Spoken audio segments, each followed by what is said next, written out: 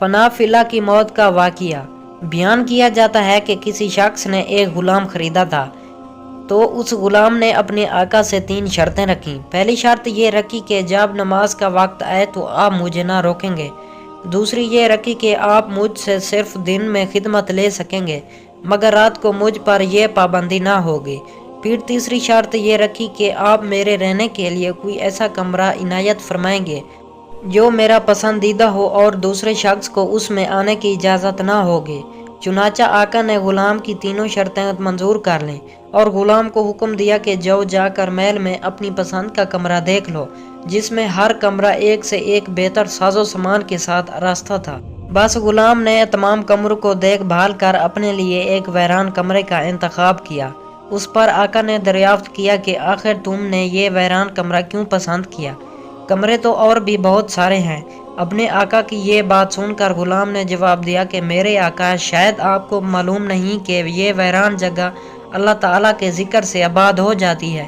اس کے بعد اس غلام نے اسی ویرانی کمرے میں رات کو رہنا شروع کر دیا اور یہ بات پہلے ہی طے کی تھی کہ رات کو غلام آزاد رہے گا۔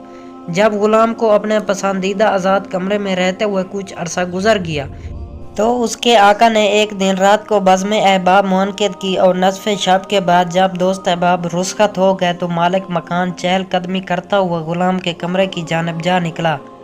کیا دیکھتا ہے کہ ایک نورانی کندیل نے اوپر سے آ کر کمرے کی خالی چھت کو گھیر رکھا ہے اور غلام سجدے میں پڑا ہوا اپنے رب سے دعا اور مناجات میں مصروف ہے کہ اے میرے پروردگار، دن کو تو نے میرے آقا کی خدمت میرے ذمہ واجب کر دی۔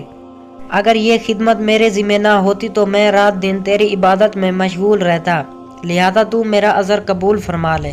اس کا مالک تعجب کے ساتھ صبح صادق تک اس عجیب منظر کو دیکھتا رہا۔ چنانچہ صبح ہوتے ہی وہ نورانی کندیل آسمان پر چلی گئی اور چھت بند ہو گئی۔